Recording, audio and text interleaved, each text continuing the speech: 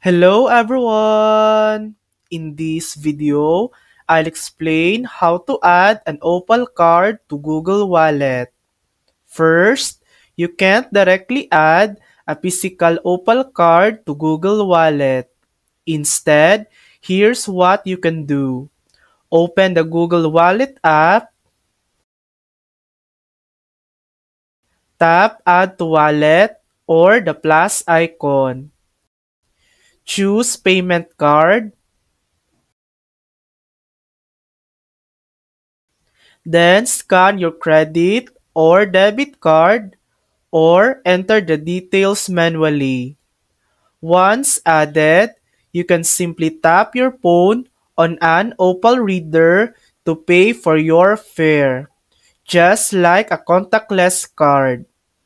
And that's it. While the Opal card itself isn't supported, using a payment card in Google Wallet works perfectly for travel. Thanks for watching!